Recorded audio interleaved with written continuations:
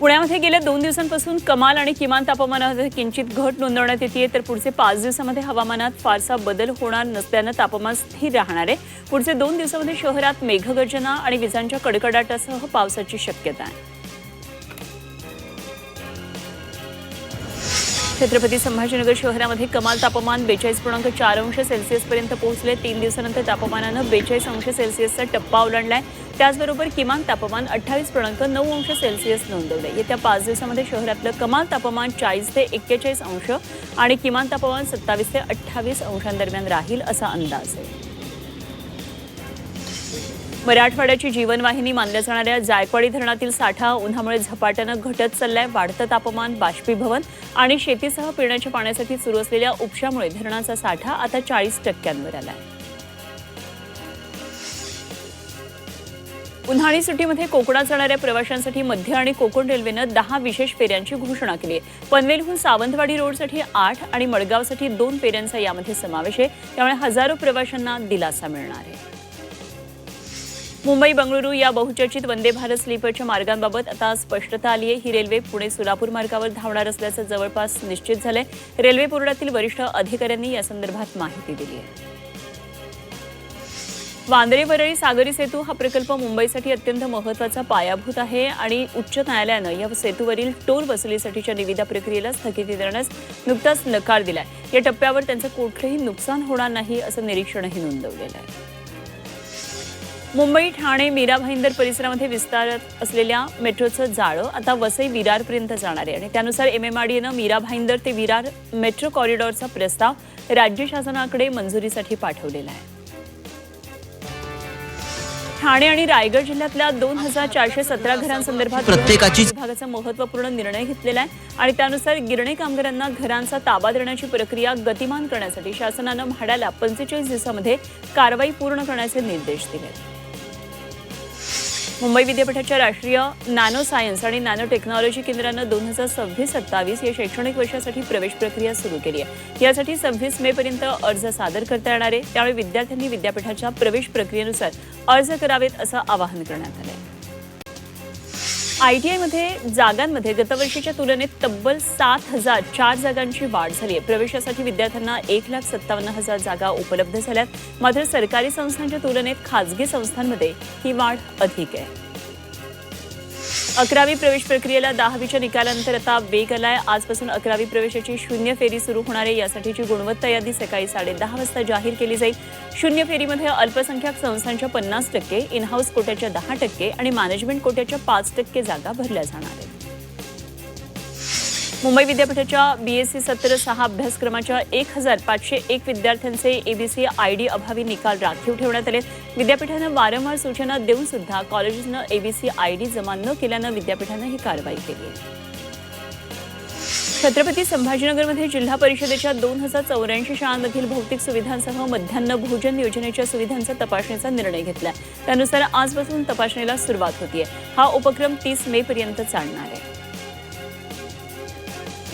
मराठीत नामफलक लावण्यात टाळाटाळ करणाऱ्या आस्थापनांविरोधात कारवाई करण्यासाठी महानगरपालिकेनं कंबर कसली आहे। 3 दिवसांमध्ये 296 आस्थापनांविरोधात महाराष्ट्र दुकानं व आस्थापना अधिनियमाअंतर्गत नोटीस बजावण्यात आली। यासाठी पालिकेनं तब्बल 9,306 आस्थापनांची तपासणी केली।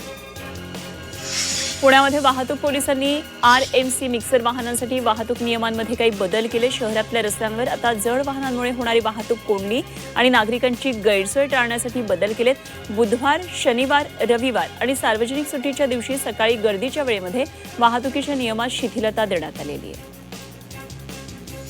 मुंबईत सुरू असलेल्या सर्व रस्त्यांची कामं 31 मे पर्यंत पूर्ण करण्याचे आदेश देण्यात आले। मुंबई महापालिका आयुक्त अश्विनी भिडे यांनी याबाबतचे निर्देश दिलेत। एका टोकापासून दुसऱ्या टोकापर्यंत संपूर्ण रस्ता हा दर्जेदार पद्धतीनं पूर्ण करावा असे त्यावेळी म्हटले। छत्रपती संभाजीनगर जिल्ह्यातल्या कन्नड शहरामध्ये कायदा आणि सुव्यवस्था अधिक सक्षम करण्यासाठी महत्त्वपूर्ण पाऊल उचलण्यात आले। कन्नड शहर पोलीस स्टेशनच्या वतीनं 70 अत्याधुनिक CCTV कॅमेरा बसवण्यात आले। या यंत्रणेमुळे शहरावर पोलीस प्रशासनाची अधिक प्रभावी नजर असेल।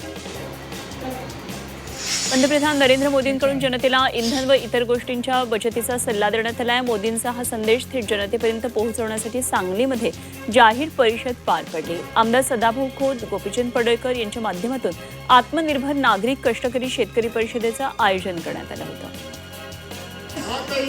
साताऱ्यामध्ये 52व्या हिंद केसरी कुस्ती स्पर्धेच्या अंतिम सामन्यामध्ये नाट्यमय घडामोड पाहायला मिळाली. पैलवान महेंद्र गायकवाड आणि पैलवान पृथ्वीराज मोहोळ यांच्यामध्ये अंतिम लढत सुरू असताना पृथ्वीराज मोहोळ दुखापत झाल्यानं त्यांना सामना अर्धवट सोडावा लागला. त्यामुळे महेंद्र गायकवाड यांनी 52व्या हिंद केसरी स्पर्धेचा किताब पटकावला. मध्य रेल्वेच्या मुंबई विभागानं यंदा 570 कोटींहून अधिकचं उत्पन्न मिळवलं. 2025 मध्ये मध्य रेल्वेनं 528 कोटींचं उत्पन्न मिळवलं होतं. मात्र गेल्या वर्षीच्या तुलनेत यंदा मध्य रेल्वेच्या महसुलात 8% वाढ झाली आहे.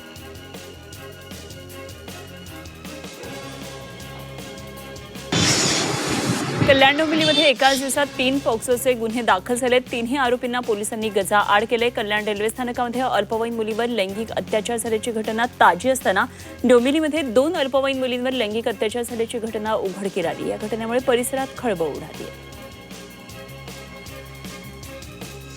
मध्य रेल्वेनं विना तिकीट प्रवास करणाऱ्यांवर कारवाईचा बडगा उगारलाय. एप्रिल महिन्यामध्ये मध्य रेल्वे प्रशासनानं 4,96,000 फुकट्या प्रवाशांवर कारवाई केली. या मोहिमेमध्ये प्रवाशांकडून तब्बल 40 कोटी 85 लाखांचा विक्रमी दंड वसूल केला. या मोहिमेमध्ये मुंबई वन विभागानं सर्वाधिक 16 कोटीहून अधिक दंड वसूल केला, तर पुणे विभागानं 4 कोटीहून अधिक दंडात्मक वसुली केली आहे.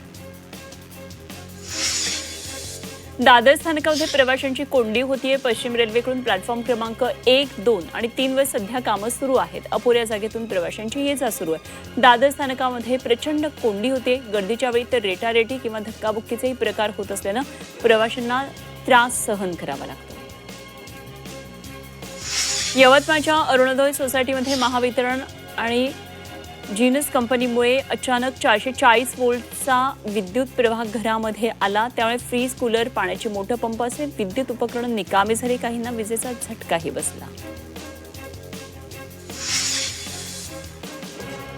अखिल भारतीय औषध विक्रेता संघटनेनं 20 मे रोजी देशभरामध्ये लाक्षणिक बंद पुकारलाय. बेकायदेशीर ऑनलाईन औषध विक्री, कॉर्पोरेट कंपन्यांच्या अनैतिक स्पर्धेविरोधात हा बंद पुकारलाय. या बंदमध्ये पुणे शहरासह जिल्ह्यातले 15,000 औषध विक्रेते यामध्ये सहभागी होणार आहेत.